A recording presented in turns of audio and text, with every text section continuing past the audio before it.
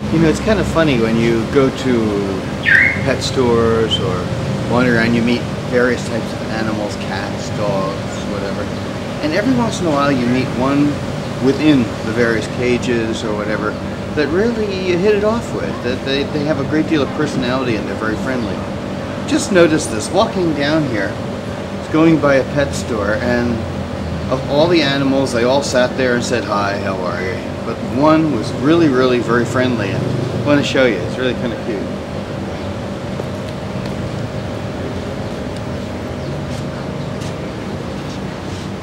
Excuse me, no photo here. Huh? No photo. We're riding in a taxi here on our way to the train stop.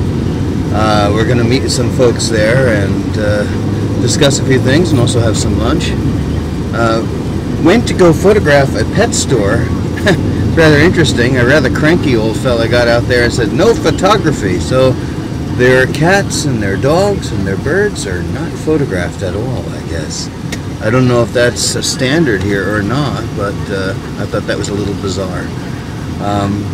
But we're on our way. It's a beautiful day once again, and ready to enjoy the excitement of Malaysia. We're leaving another station here and working our way through. Once again, this is really a relatively new thing here in Malaysia. It's only within the last 10 years or so that this train system has been operational. Very, very, very effective, very good at getting around here. Once again, as I mentioned, people here are very respectful of the train itself. Everything here is very, very clean.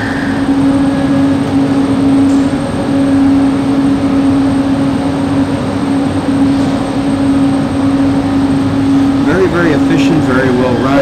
The other thing to mention is that most of Malaysia is run to a hydroelectric system. And of course these are all running on electricity.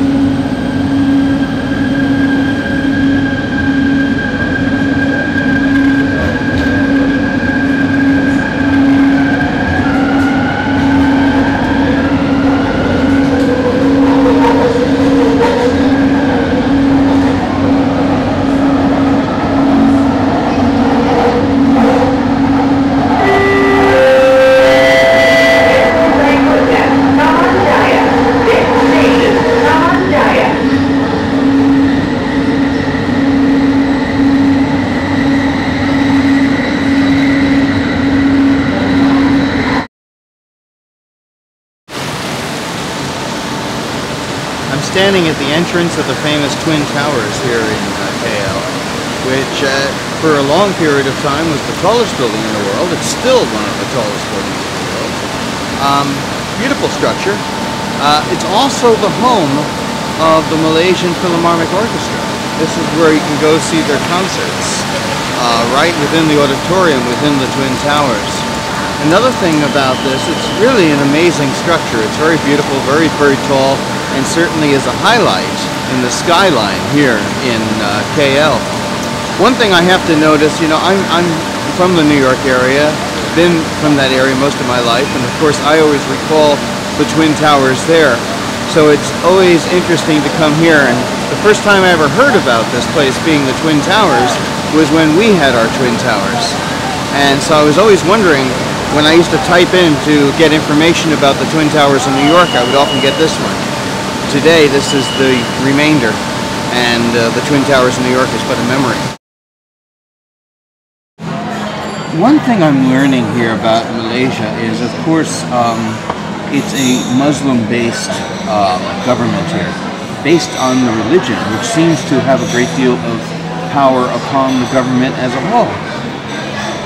One thing I'm learning about the schools, we have to understand that English is basically the global language, and to compete globally one should speak English, but I'm finding that in the schools here they are reverting back to the Malay language instead of using English.